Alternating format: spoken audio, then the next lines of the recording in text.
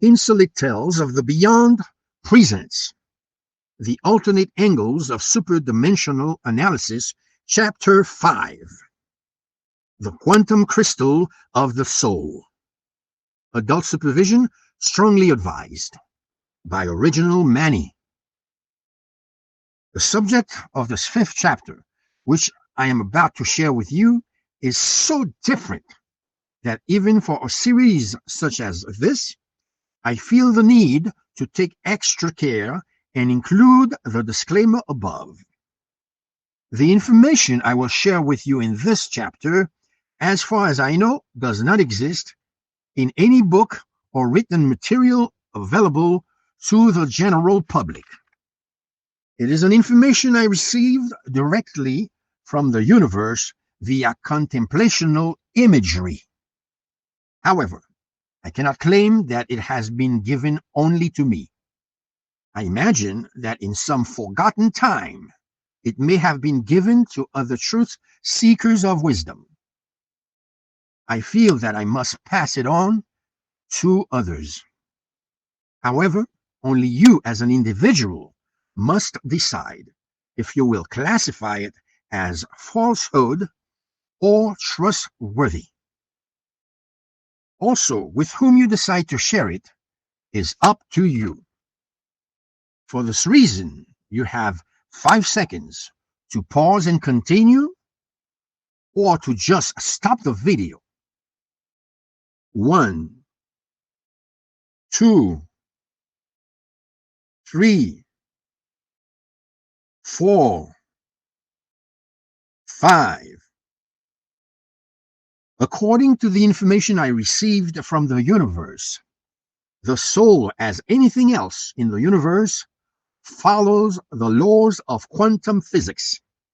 And moreover, the main component of quantum physics, in the sense that the soul is not an undefined concept, but rather a precisely measured entity of exact values.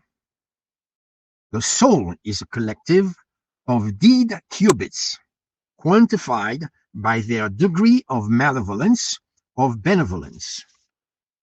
The deed qubits of the soul are accumulated and stacked into a crystal similar to salt, according to their colors and degree of luminosity. Good deeds are bright, and bad deeds pan to obscurity. The deed qubits are four-dimensional, but devoid of distance. They are designed to hold the entire deed in the form of information. As the author of the deed, you are included in the deed qubit.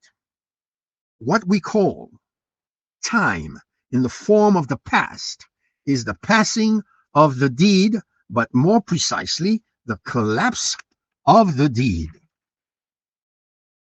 including who you are during the deed by a process of instant quantum fractal reduction.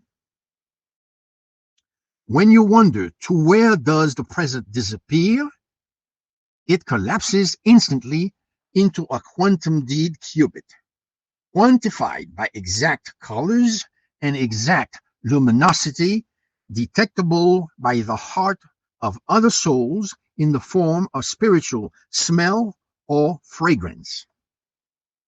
The quantum collapse by fractal reduction occurs through a fifth dimension to be called the dimension of radiance. In the 4 dimensions of space and time, things observed as far appear small due to distance. In the dimension of radiance, they get reduced by fractal reduction without distance. By observing the universe through the lens of space and time, the scientific world is trying to find the Big Bang or the beginning of the universe. The problem is that they have already found it by discovering the quantum field of crystallized deeds. Furthermore, there is no Big Bang. The disappearing of the present into what our brains translate into the past is constantly occurring everywhere in the universe. By the fractal collapse through the dimension of radiance. However, the collapsing does not turn events nor deeds to nothingness. Everything is quantized into a deed qubit, according to the definition of the deed, calculated by the universe itself. Even the word collapse is relative to the four-dimensional universe. In the quantum reality, the deed crystal size does not exist.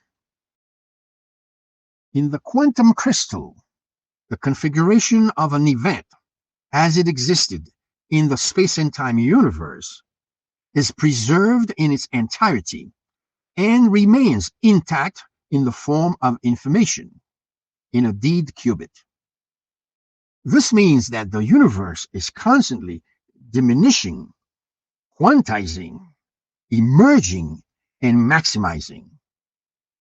When we observe the universe as we know it, we are just observing a reversed image of the collapsing process, which gives the impression that we are observing a magnification. The natural way of observing the magnification process is to understand the birth of a baby, which is an emergence from the deed crystal into the process of life, driven by the unfathomable astonishment. When the soul enters the baby, it is a unified package, and while this person lives, he or she is constantly being downloaded into the deed crystal. Yes, it is a bit baffling, as it means that a person is a crystal modifying himself or herself in a quantum cycle.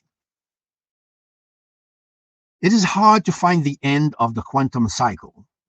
We are not eternally cast to live in our qubits of deed. Forever? No. It is hard to find the end of the quantum cycle. We are not eternally cast to live in our qubits of deed forever. We have the option of correcting and updating them. Every moment in life comes with its dilemma. However, some are new, and some are opportunities to correct, redeem, and update a qubit. This means that deed qubits are editable. First-time dilemmas and redeemable dilemmas are indistinguishable one from the other, because the splicing of moments are quantum.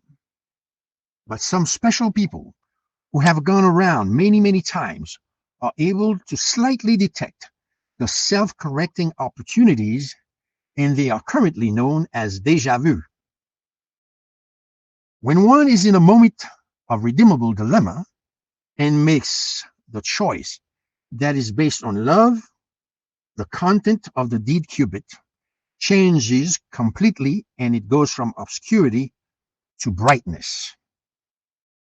If you happen to make one more time an erroneous choice based on anger, then it becomes even more obscure. The luminosity level of a deed qubit is of critical importance. The reason for this is that the higher the luminosity of your deed qubit, the higher the collective itself in luminosity, the faster you can return and correct what needs to be redeemed. When your collective of deed qubits is obscure, the slower your return cycle is. When your collective of deed qubits is obscure, the slower your return cycle. This means that there is a compounding effect in the cycle.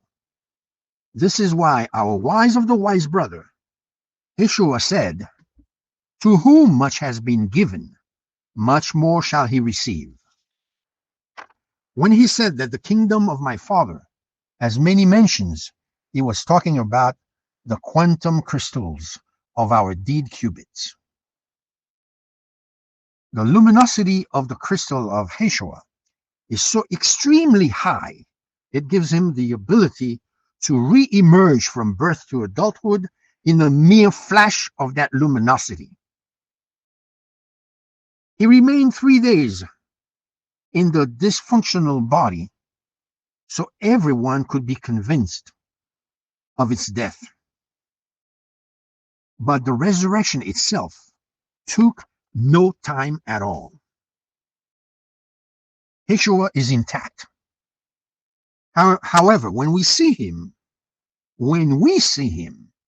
by some insolent experience, we see the wounds because our crystals were imprinted by the flash of his re-emergence.